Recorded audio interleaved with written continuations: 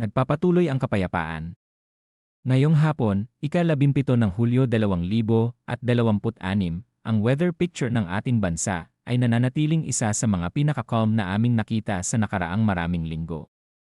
Ang coastal waters sa buong bansa ay bumaba na sa 0.6 hanggang 1.8 metro lamang ngayong hapon, mula sa 0.6 hanggang 2.1 metro ngayong umaga. Ang habagat ay nananatiling limitado sa extreme northern Luzon.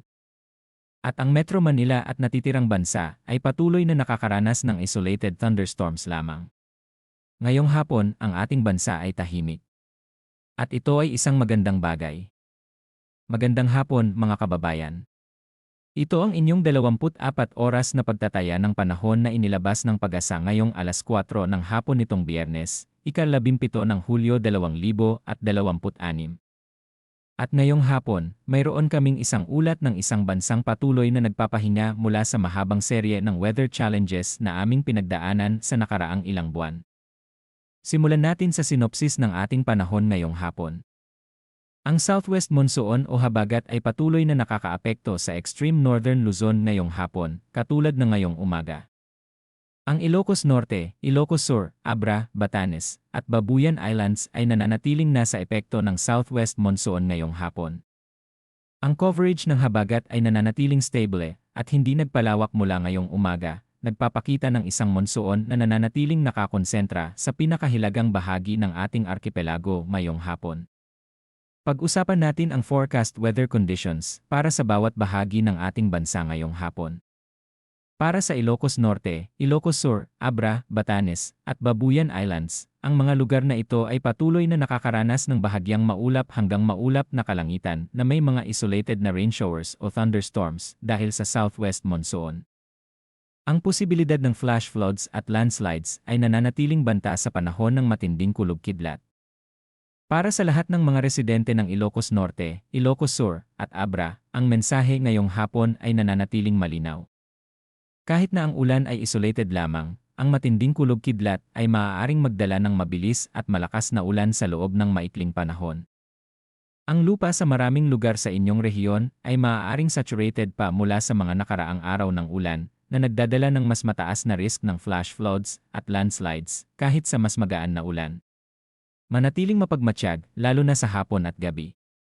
Para sa Batanes at Babuyan Islands, ang inyong lugar ay patuloy na nasa epekto ng habagat ngayong hapon. Para sa lahat ng mga residente ng Batanes at Babuyan Islands, manatiling mapagmatsyag at regular na suriin ang mga opisyal na advisory ng Pag-asa para sa pinakabagong impormasyon.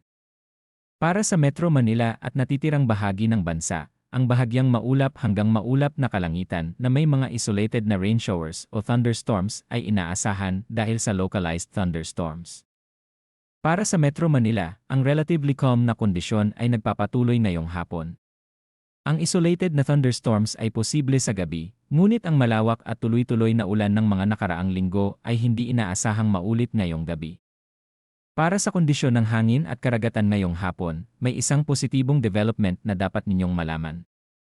Para sa buong bansa, ang hangin ay magaan hanggang katamtaman mula sa timog patungo sa timog kanluran, na may coastal waters na slight hanggang moderate at umabot sa 0.6 hanggang 1.8 metro lamang. Pansinin ang pagbaba ng maximum coastal waters mula sa 2.1 metro ngayong umaga patungo sa 1.8 metro ngayong hapon. Ito ay nagpapakita ng patuloy na pagpapabuti ng kondisyon ng karagatan sa buong bansa sa buong araw ngayong araw. At para sa unang pagkakataon sa loob ng maraming linggo, ang buong bansa ay nasa slight hanggang moderate seas lamang, walang raw seas kahit sa isang bahagi ng ating arkipelago. Para sa lahat ng mangingisda at maritime operators sa buong bansa, ang balita ngayong hapon ay napakaganda. Ang mga kondisyon ng karagatan ngayong hapon ay ang pinaka-calm na aming nakita sa buong rainy season ng 2026.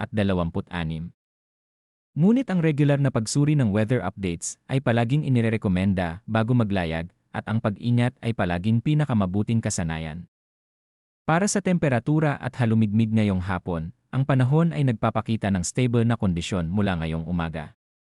Ang pinakamababang temperatura ay 26.0 degrees Celsius na naitala ngayong alas 5 ng umaga, at ang pinakamataas ay 33.3 degrees Celsius na naitala ngayong alas 3 ng hapon.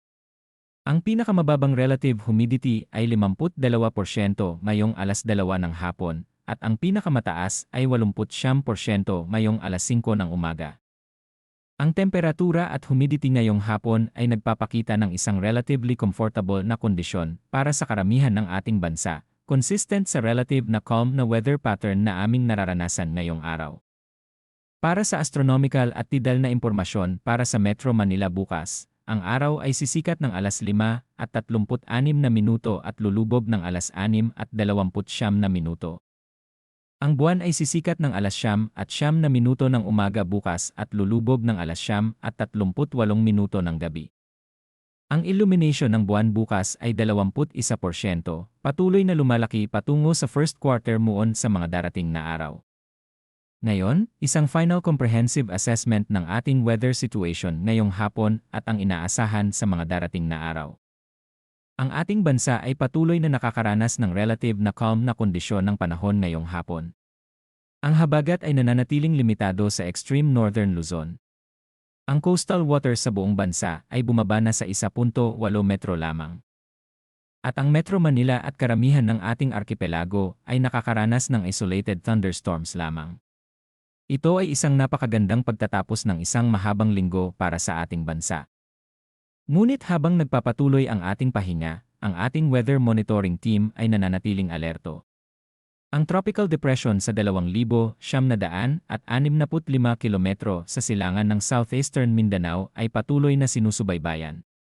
Ang sistema ay dahan-dahan pa rin ngayong umaga, ngunit ang kanyang potensyal na pagdevelop at paggalaw sa mga darating na araw ay isang impormasyon na kailangan nating bantayan ng maingat. Ang anumang makabuluhang pagbabago sa sistema ay agad na ibabahagi sa lahat. Kasabay nito, nais naming ipaalala sa lahat ang El Nino na opisyal na naroroon na sa Tropical Pacific, na may mahigit sa 80% posibilidad na ito ay magiging full-blown event na mananatili hanggang sa unang bahagi ng 2027.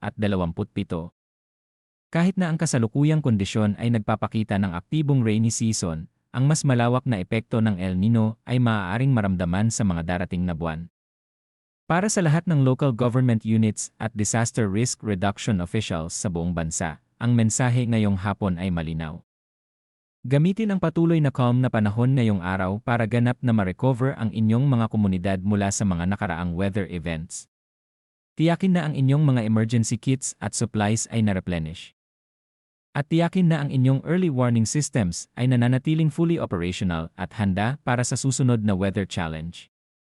Ang susunod na weather update ay ilalabas bukas ng alas 4 ng umaga. Manatiling ligtas, manatiling handa, at manatiling informed mga kababayan. Ang panahon ngayong hapon ay tahimik at maganda. Samantalahin natin ito. Ngunit ang ating vigilance ay hindi dapat huminto kahit isang sandali. Ito ang inyong weather team, laging nandito para sa inyo, laging nag-aalaga, at laging handa. Magandang hapon at maingat sa lahat.